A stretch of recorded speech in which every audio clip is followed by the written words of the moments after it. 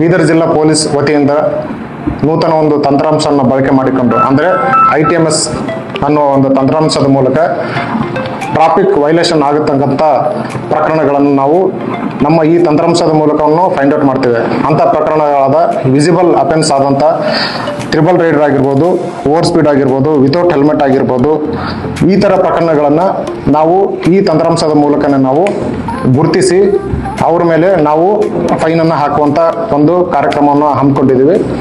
So ಈ ಬಗ್ಗೆ ಸಾರ್ವಜನಿಕರಲ್ಲಿ ನಂದು ಒಂದು ಮನವಿ ಏನಂದರೆ, ನೀವು ಯಾರು ನೋಡ್ತಾ ಇಲ್ಲ ಅಂತ ಹೇಳಿ ವೈಲೇಷನ್ ಅನ್ನ ಉಲ್ಲಂಘನೆಯನ್ನು ಮಾಡದೆ ನಿಮ್ಮನ್ನು ಅಬ್ಸರ್ವ್ ಮಾಡ್ತಾ ಇರ್ತೀವಿ ITMS ಮೂಲಕ. ಸೊ ಯಾರು ಕೂಡ ಈ ಟ್ರಾಫಿಕ್ ಸಂಚಾರವನ್ನು ಪಾಲನೆ ಮಾಡಬೇಕು. ಪಾಲನೆ ಮಾಡಿದ ಪಕ್ಷದಲ್ಲಿ ITMS ಮೂಲಕ ನಿಮ್ಮ ಮೇಲೆ ನಾವು ಉಲ್ಲಂಘನೆ ಆದಂಥ ಪ್ರಕರಣಗಳನ್ನು ದಾಖಲಿಸ್ತೀವಿ ಎಂದು ಎಚ್ಚರಿಕೆಯನ್ನು ನೀಡ್ತಾ ಇದ್ದೀನಿ.